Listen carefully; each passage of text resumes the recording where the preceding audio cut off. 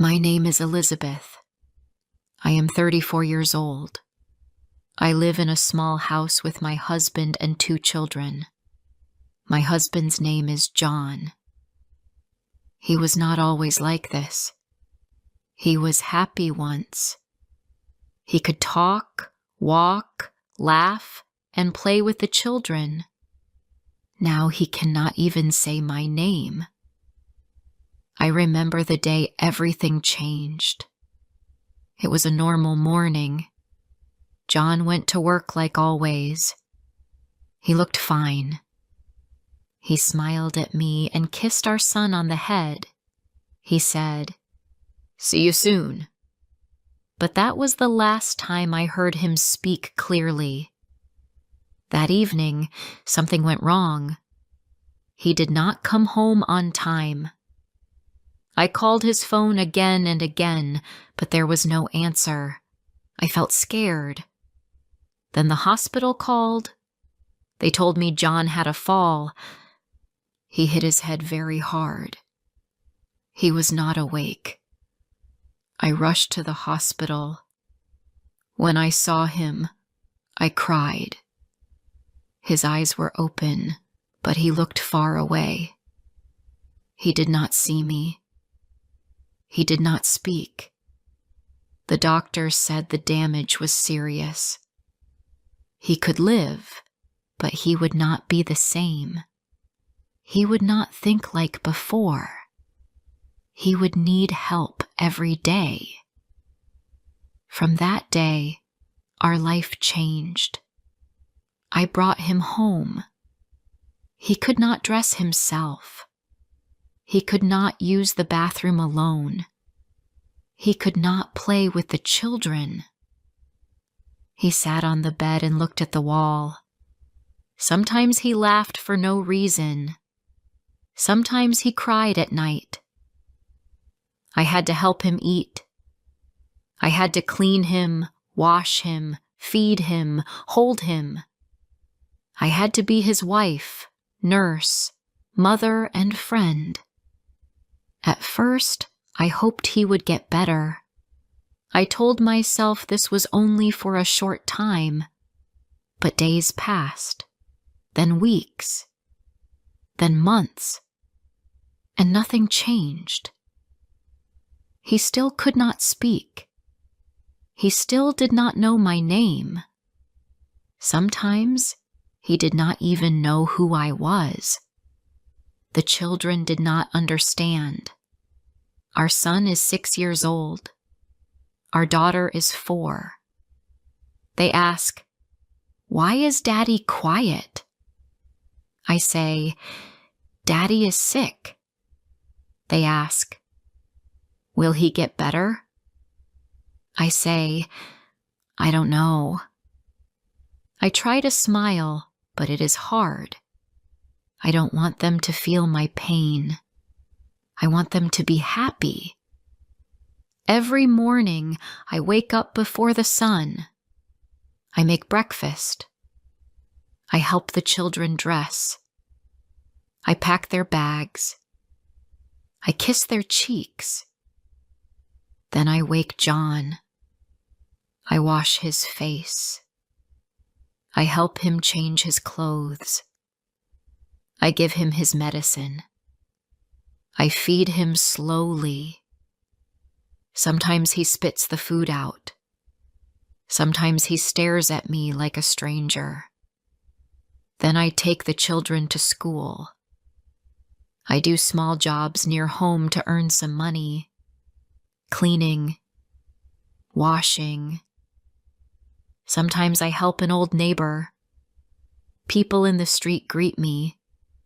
They say, "You are so strong." I smile, but they don't know. They don't see me cry at night. They don't see how tired I am. I don't sleep much. John moves a lot at night. He sometimes talks in his sleep, strange words I don't understand. Sometimes he screams. I get up and hold his hand. I say, "It's okay. I'm here. But he does not hear me. I sit with him until he sleeps again. Then I go back to bed, but I cannot rest. There is no time for me. I don't buy clothes. I don't go out. I don't talk to friends. I don't dream anymore. My only wish is that John says my name once again. Just once. I want to hear him say, Elizabeth. I want to feel his hand in mine like before. Before the accident, John loved music. He played guitar. He sang to our children. He made them laugh.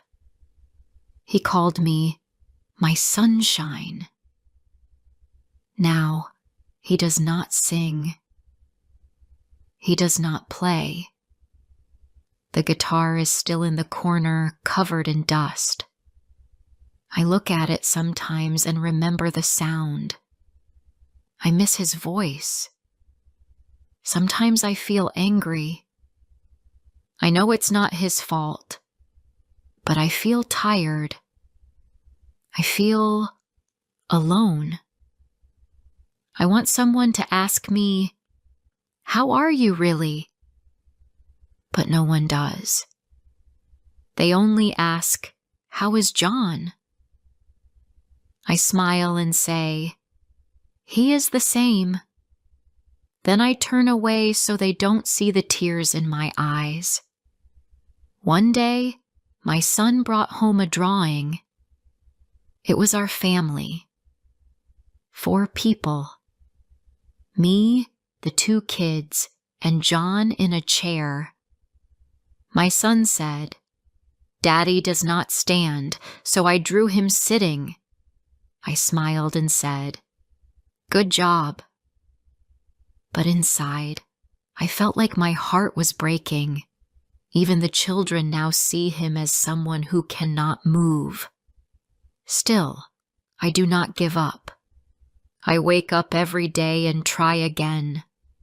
I read books to John. I play soft music near him. I take him outside when the sun is warm. I show him flowers. I point at birds. Sometimes I see a small smile on his face. A short moment of peace. It gives me hope. Last week, something happened. I was reading to him in the garden. The children were playing nearby. I said, "John, look at the sky." He looked up. Then he turned his face to me. He looked at me for a long time. Then he whispered something. I did not hear it well, but it sounded like Liz. It was the first word he said in months. My name, or part of it. My heart jumped. I said, "John, did you say something?" But he did not answer. He looked away again. Still, that one moment gave me strength. Maybe he is still in there, somewhere deep. Maybe he knows I am here. That night, I cried, but it was a different kind of cry. It was not pain. It was hope. I kissed him on the forehead. I said, "I love you, John." He did not reply, but I will keep saying it. Every day. Maybe one day he will say it back. Before I share the rest of my story, I need to know, where are you listening from? Knowing someone hears me, understands me, gives me strength. The next day, I watched John more closely. I waited for another word, another look, another sign. But nothing came. He sat in his chair, quiet and still. I made his breakfast. I helped him eat. He looked past me. His eyes were empty again. I told myself not to cry, but I felt something break inside. I did not tell the children what I heard. I was not sure. Maybe it was not my name. Maybe it was just a sound. But I held that moment in my heart like a small light. Even if it was just Liz, it was mine. That week was hard. Our daughter got sick. She had a fever and cried at night. I had to care for her and John at the same time. I gave her medicine. I held her in one arm and helped John with the other. I did not sleep at all. My back hurt. My head hurt. But I could not stop. At school, my son drew another picture. It showed me holding up the whole family. Me at the center. The others around me. When I saw it, I smiled. But it made me sad too. I did not want to carry everything alone. I wanted someone to carry me, even just for a minute. Sometimes I go to the small market near our house. I take John in a wheelchair and push him slowly. The people look at us. Some smile, some look away. One woman said, "God bless you. You are doing so much." I smiled back, but I felt tired. No one really knows how hard it is. I don't take photos anymore. I don't post anything. I stopped using my phone for fun. I only use it to call the school or the doctor. I don't have time to share happy pictures. There are no happy pictures, just long days and long nights. A few days later, I had a small talk with my neighbor. Her name is Grace. She is kind. She sometimes gives me food or helps me carry heavy things. That day she said, "You should take a break, even for one day." I smiled and said, "Who will take care of John?" She said, "Maybe someone can help." But I shook my head. I cannot leave him. He needs me. One night, I was folding clothes in the bedroom. The children were sleeping. John was sitting on the bed. I turned and saw him watching me. I said, "What is it?" He blinked slowly.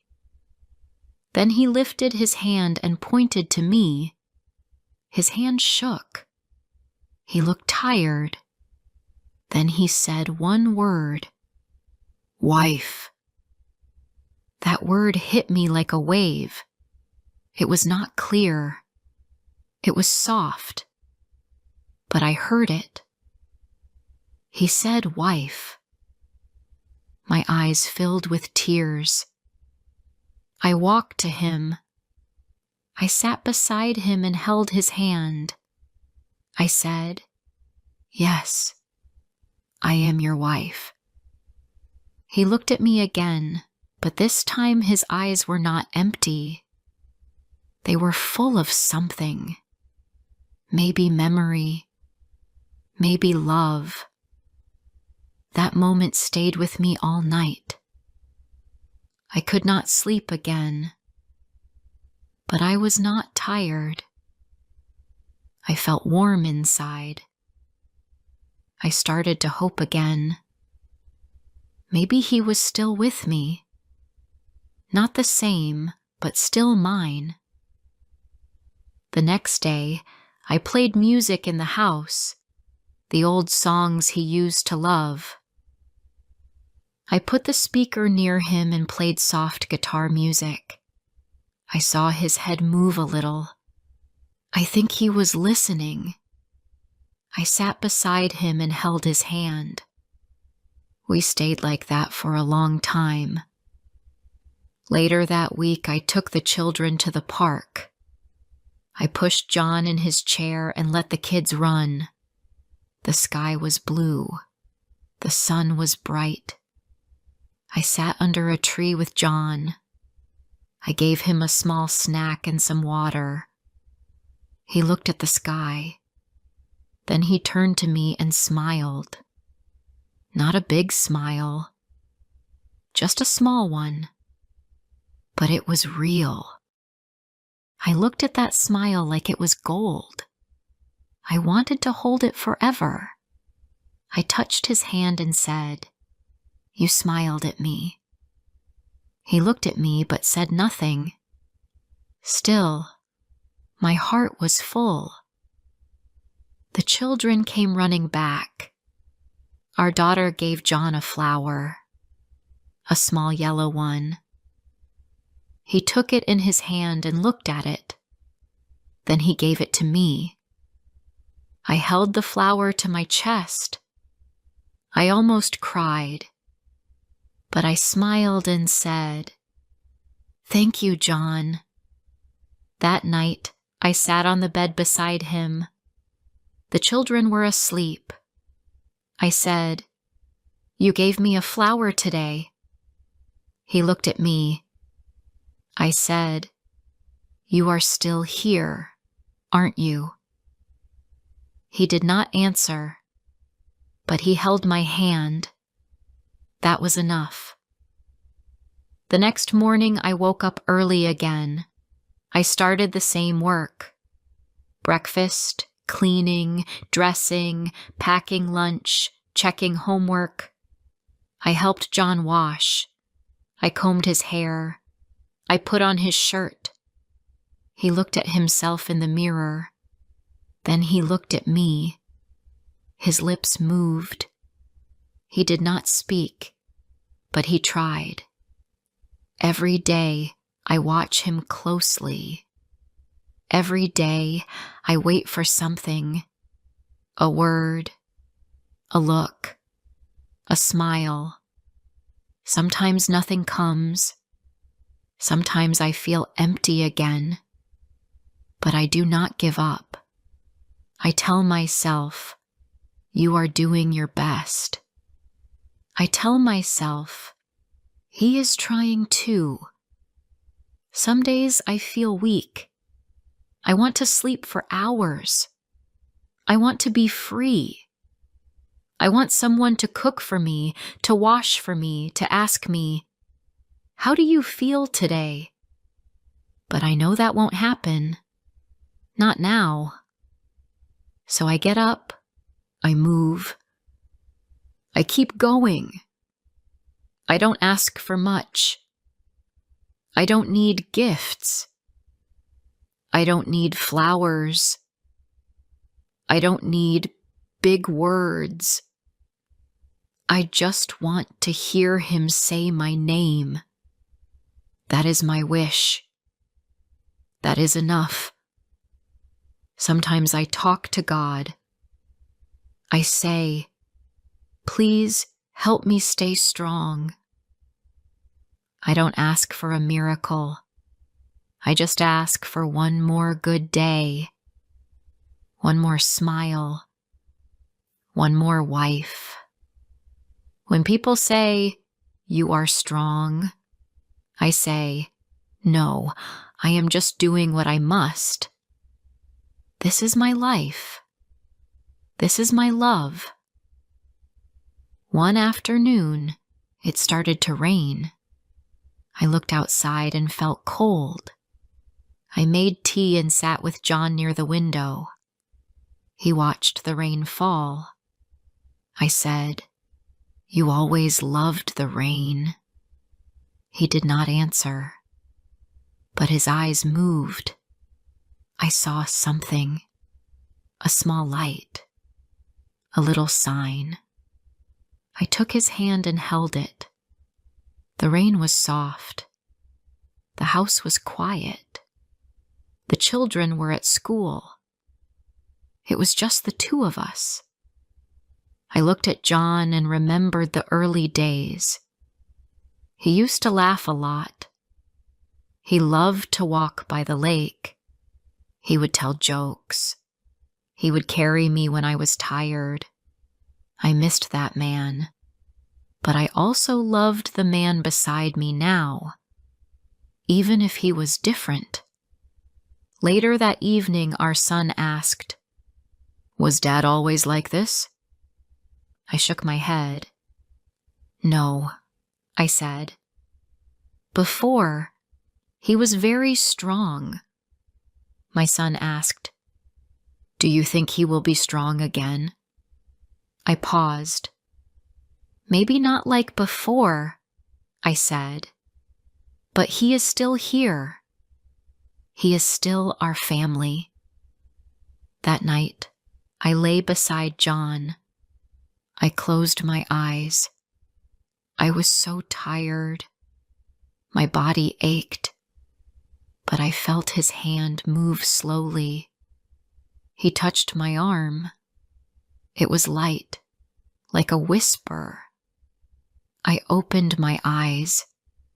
He was looking at me. I said, "John?" He did not speak, but he moved closer. He rested his head near mine. I did not sleep. I stayed still. I did not want the moment to pass. For a short time, it felt like the old days. Just two people in love, lying together in peace. No pain, no fear, just quiet love. The next day, I felt strong. I made pancakes for the children. They laughed at the table. I played music again. John sat near the window and watched. I danced a little in the kitchen. He looked at me and smiled. My heart felt full. In the afternoon, I helped him walk to the garden, step by step. He held my arm. His feet were slow, but he tried. The sun was warm. The grass was green. We sat on a bench. I said, "Look at the flowers." He looked. Then he said, "Nice." Just one word, but it meant the world to me. Each small word felt like gold. Each step felt like a gift.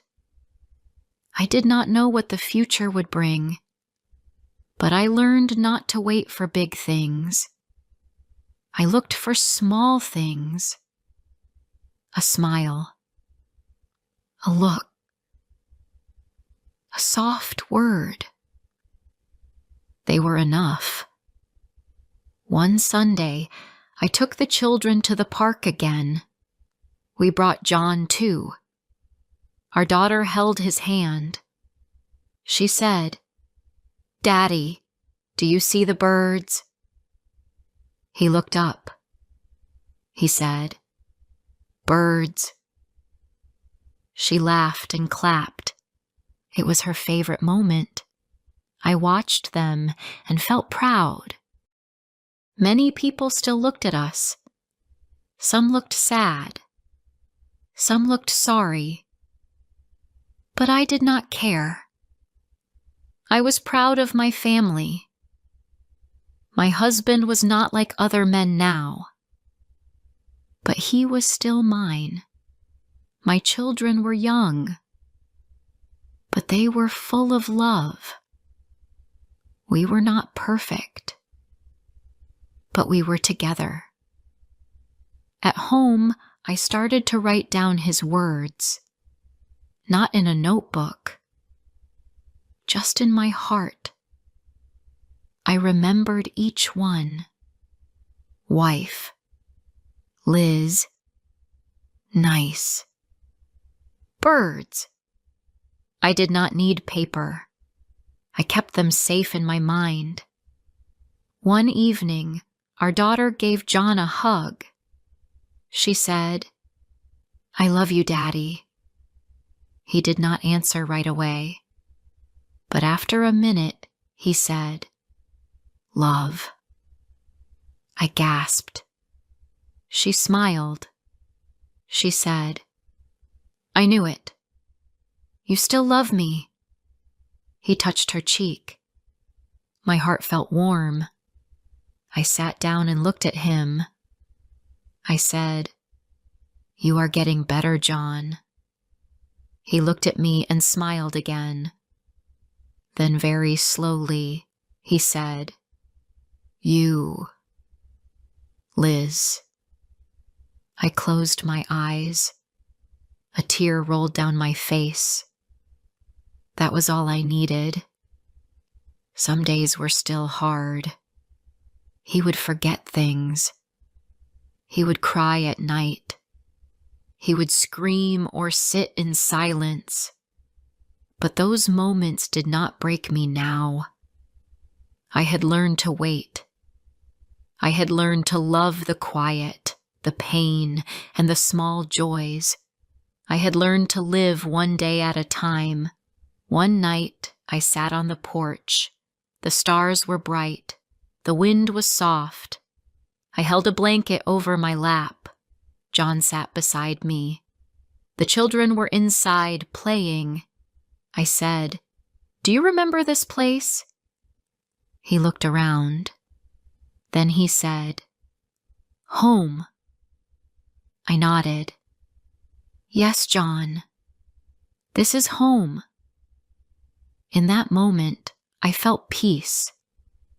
I felt tired, but not empty.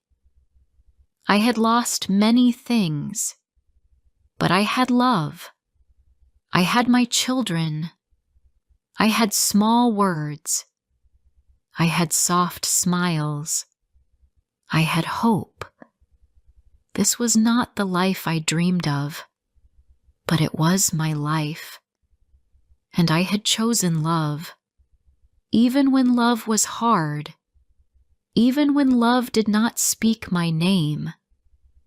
But now, sometimes, it does.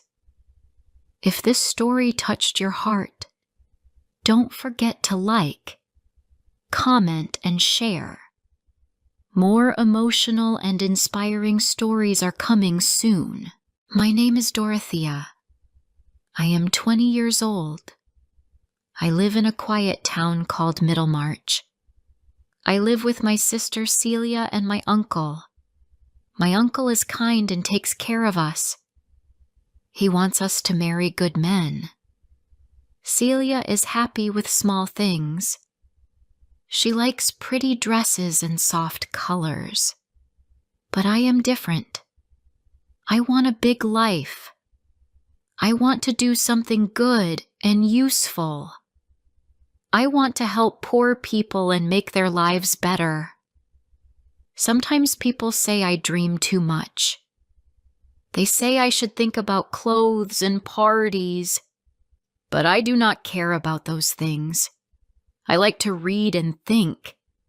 I want to learn about the world. I want to marry a man who is wise, a man who can teach me, a man who has a big mind and a kind heart. I think marriage should have a purpose, not just love. I want to be part of something good and important. One day, I met a man named Mr. Kasabin. He was much older than me. His hair was gray, and his face was serious. People said he was a very clever man. They said he was writing a great book about religion and history. When I talked to him, he spoke about ideas and books. I thought he was very wise. I thought he understood the truth about life. When he looked at me, I felt that he saw my heart. I thought he was the one. My sister Celia did not like him. She said he was too old. She said he did not smile. But I told her that love is not about fun or beauty. It is about respect and learning. I believed that I could help him. I could be his friend and his helper. I could share his great work. When Mr. Kasabin asked me to marry him, I said yes. I felt lucky. I thought my life was starting. I thought I would have a great purpose with him. The wedding was small. People in town whispered that I made a strange choice. Some said I wanted his money. Others said I did not understand what I was doing. But I did not listen. I loved him in my own way. I wanted to make him happy. After the wedding, we left for Rome. I had never been outside England before. I was full of hope. I thought we would visit old churches and talk about his book. I wanted to learn everything. But in Rome, things did not go as I dreamed. The city was full of noise, people, and old buildings. I wanted to share my thoughts with Mr. Kasabin, but he was always busy. He sat at his desk every day reading and writing. He did not talk much. When I asked him about his work, he gave short answers. I tried to help, but he said he did not need help. Sometimes he looked tired and annoyed. I did not understand why. I began to feel lonely. I walked through the streets of Rome, looking at the statues and churches. Everything was beautiful, but I felt empty inside. I wanted to talk to him about how I felt, but he was cold and distant. He only spoke about his book and his health. I tried to be patient. I told myself that he was a great man and that I should not disturb him. But sometimes I cried at night. I felt that he did not see me.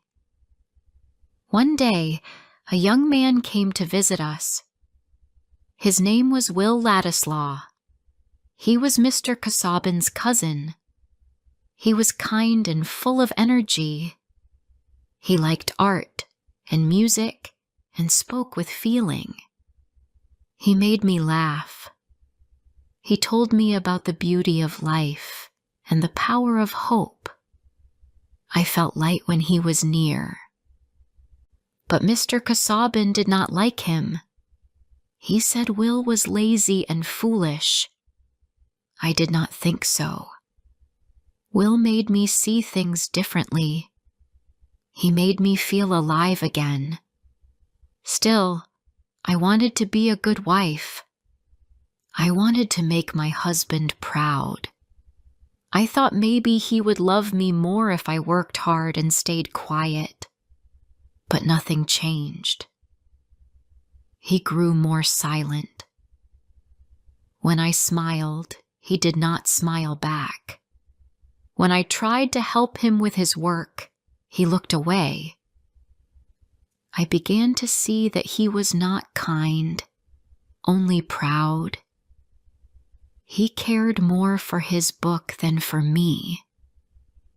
One evening in Rome, I sat by the window and looked at the sunset. The sky was red and gold. I thought about my dreams before marriage. I had wanted to do good things. I had wanted to learn and share a great life with someone. But now I was a wife who sat alone in a quiet room while her husband worked in silence.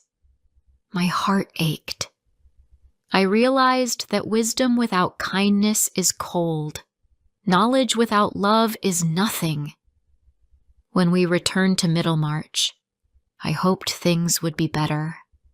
I thought home would make him gentle, but he was the same.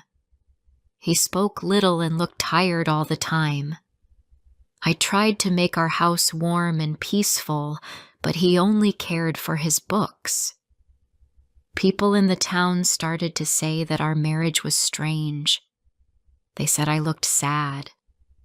I smiled at them and said everything was fine, but inside I knew the truth. He never understood my heart. At night, I would sit by the fire and think about my life. I was young and full of dreams, but I felt trapped in silence. I wanted to believe there was still a way to make this life meaningful. I told myself that maybe I could help poor families in the town. Maybe I could do good on my own. I still believed in kindness and purpose. But sometimes, I looked at my husband and wondered if he would ever truly see me. Not as his wife, not as his helper, but as a woman who wanted to love and be loved. Before I continue rest of the story, please like, subscribe, share, and tell me where you are listening from. Your support means a lot to me. Now let's continue. After we came back from Rome, our house felt cold. It was large and quiet. Mr. Casaubon sat in his study all day. I often walked alone in the garden. I liked to look at the trees and the light in the morning. Sometimes I prayed and asked God to help me understand my life. I wanted to be thankful, but my heart was heavy. I wanted to be useful and kind, but I did not know how. My husband did not talk to me about his thoughts or his plans. When I asked if I could help him with his book, he said no. He said I could not understand his work. Those words hurt me deeply. I began to see the truth. I had married a man who wanted respect, not love. He wanted someone to listen, not someone to speak. I had thought I could share his world, but he kept the door closed. When we had dinner together, he spoke only about old books or people I did not know. He never asked me what I felt or what I wanted. He never tried to make me laugh or smile. He did not see that I was lonely. One day, my uncle came to visit us. He talked with my husband about church and money. I stayed quiet. When my uncle left, he said softly, "My dear, you look tired." I smiled and said I was fine, but inside, I felt small. I had so many dreams, but now I felt trapped in a life I did not understand. A few weeks later, Will Ladislaw came to Middlemarch. He said he wanted to see my husband and talk about some family business. When I saw him again, I felt happy. He was warm and friendly, just like before. He asked how I was. I wanted to tell him the truth, but I only said, "I am well." Still, he looked at me kindly, as if he could see my sadness. We walked together in the garden. He spoke about art, books, and people. His words were full of life. For the first time in months, I felt alive too. I listened to him and forgot my worries for a moment. But when my husband saw us talking, his face grew dark. That night, he was cold and distant. He said that Will was not a serious man and that I should not spend time with him. I did not want to make my husband angry, so I said nothing. After that, I saw Will only a few times, but I thought about our talks often. He made me remember my younger self, the girl who wanted to help others and live with meaning. I missed that girl. I wondered where she had gone. As the days passed, my husband's health grew worse. He looked pale and tired. He spent more time in bed. Sometimes he asked me to read to him, but most of the time he wanted to be alone. I tried to care for him, but he did not thank me. Once, when I tried to touch his hand, he pulled away. My heart broke a little more that day. People in town began to whisper. They said Mr. Casaubon was not well. Some said he would not live long. I did not want to believe it. Even though he was cold to me, he was still my husband. I wanted to help him. I wanted him to trust me. One morning, he called me into his room. His face looked tired, but his eyes were sharp. He said, "Dorothea, if I die, I want you to remember me kindly." I said, "Of course. I will always remember you." He gave a small nod and said, "There is something I wish you to promise. I want you to be careful after I am gone. You must not make a mistake that will bring shame to my name." His words confused me. I asked, "What do you mean?" He said nothing more, only that I would understand later. I left the room feeling afraid and sad. The next weeks were quiet. I prayed often. I tried to stay strong. Will came to the house once to say goodbye before leaving town. He said he wanted to travel and find work. I wished him well. When he looked into my eyes, I saw something. Kindness. Maybe love. But we said nothing more. Soon after, my husband became very ill. The doctors said he should rest and not work. But he did not listen. He tried to write every day. One evening, he asked me to bring him his papers. I saw his hand shaking. I said, "Please rest. You need sleep." He looked at me and said, "You do not understand my work, Dorothea. It must be finished."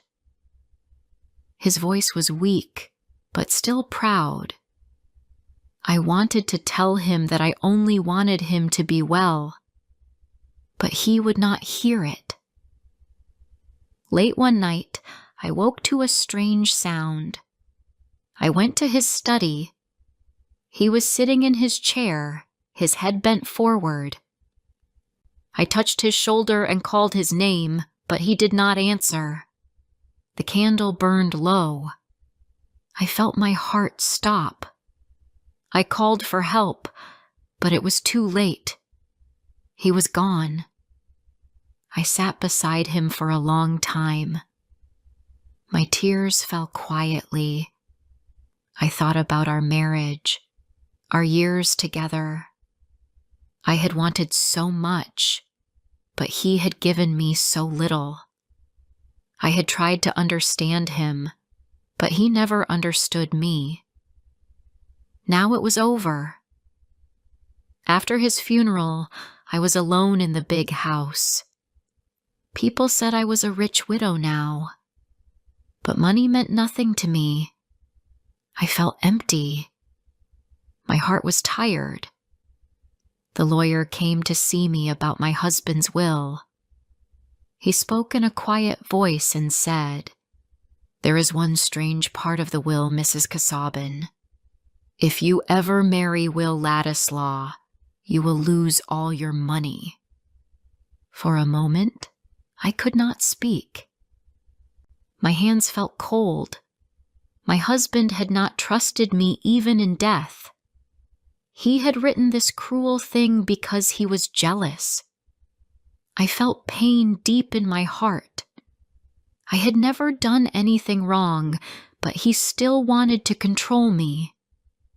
That night, I sat alone by the fire. I thought about my life, my choices, my dreams.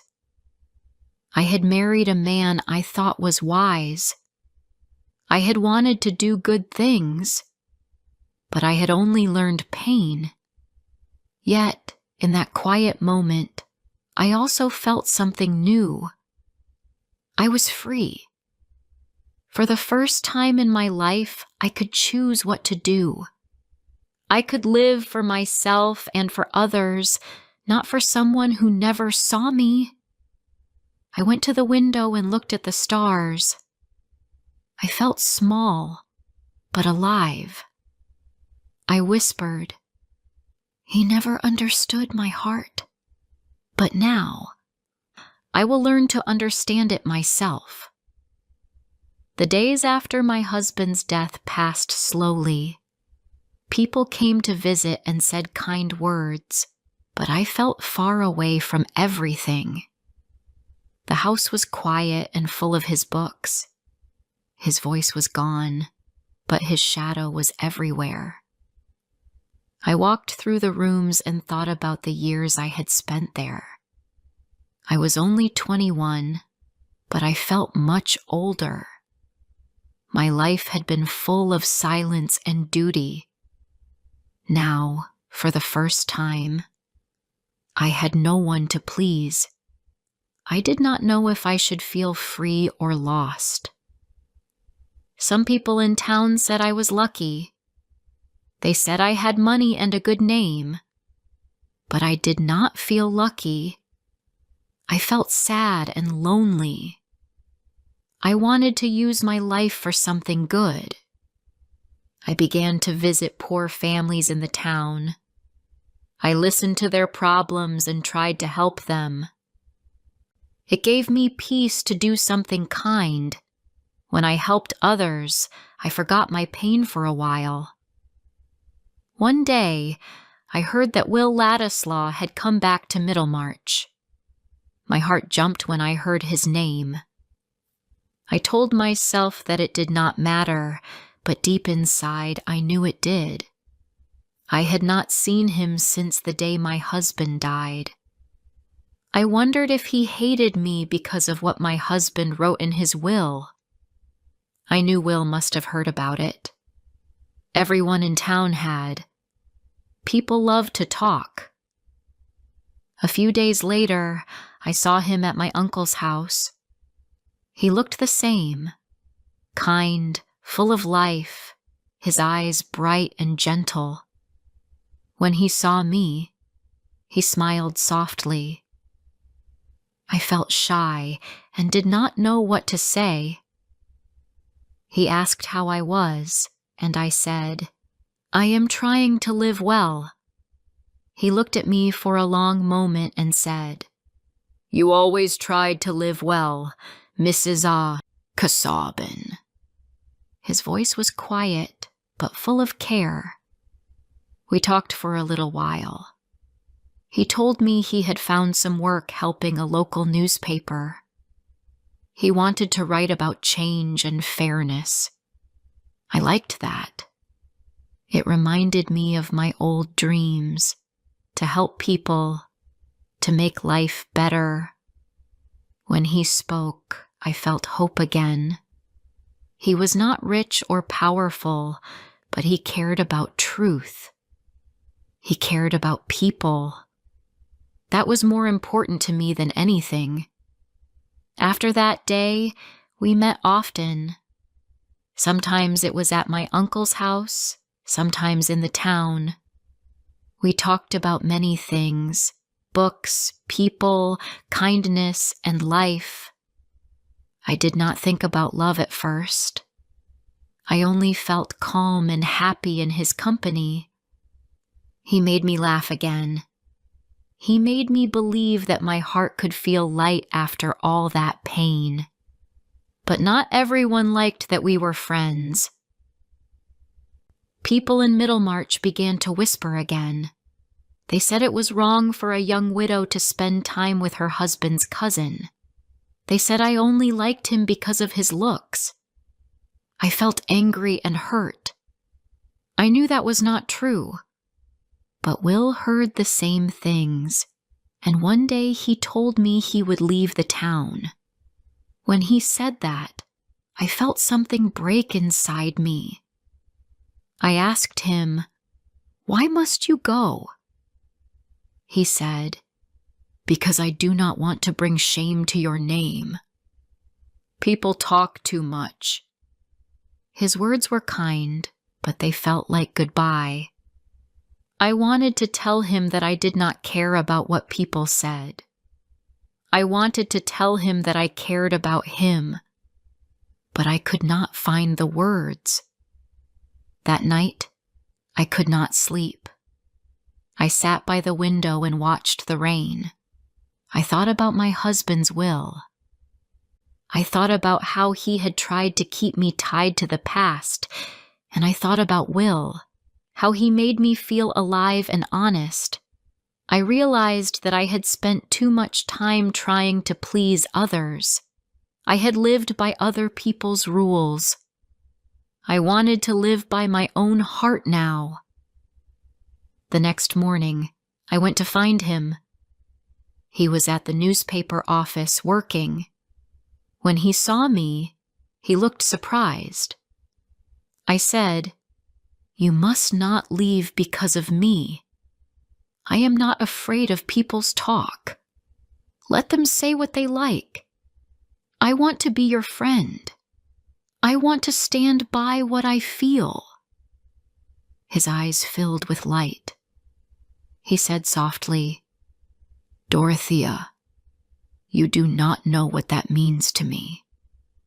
I smiled and said, "Yes, I do." From that day, things changed. We saw each other often, but we were careful. We talked about the world, about work, and about helping others. I began to feel strong again. I knew now that life could be good, even after pain. Months passed, and one evening he came to visit me. It was quiet and warm. He said, "I am leaving for London. There is work there for me." I felt a sharp pain in my heart. I said, "Then this is goodbye?" He looked down and said, "Only if you want it to be." For a moment we were both silent. Then I said softly, "I do not want it to be goodbye." He took my hand, and we both understood. When he left for London, I stayed in Middlemarch for a while. People still talked, but I stopped caring. I knew what was right for me. 1 year later, I went to London to marry Will. Many people in town were shocked. They said I had thrown away my money and my good name, but I did not care. I had learned that peace of heart is worth more than money or pride. In London, our life was simple. We lived in a small house with few things, but we were happy. We talked, we worked, we shared our dreams. I helped him with his writing. He encouraged me to help others. I felt free for the first time in my life. Sometimes I thought about my first husband. I did not hate him. I only felt sorry that he never understood love. He lived for his book, but I learned to live for people. I understood now that love is not about power or pride. It is about kindness, trust, and care. When I walked through the city and saw people smile, I felt thankful. Life had not been easy for me, but it had taught me what truly mattered. I had found the peace that I once looked for in books and prayers. I had found it in a simple, honest heart. My story was not one of wealth or fame. It was the story of learning to be free. He never understood my heart, but I did. And that made all the difference. Thank you for listening to this story. If you enjoyed this story, please like the video and subscribe to English Medium Stories. Stay with us for more classic stories in easy English.